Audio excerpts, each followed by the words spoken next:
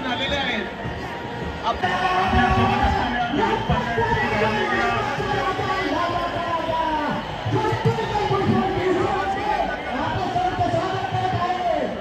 लालबागच्या राजाची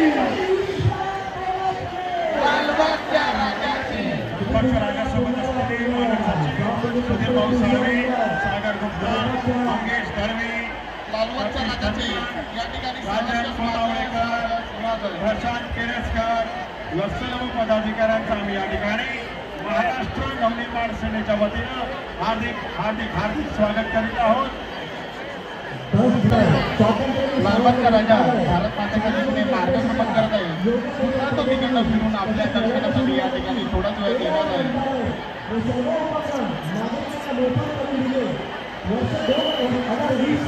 या ठिकाणी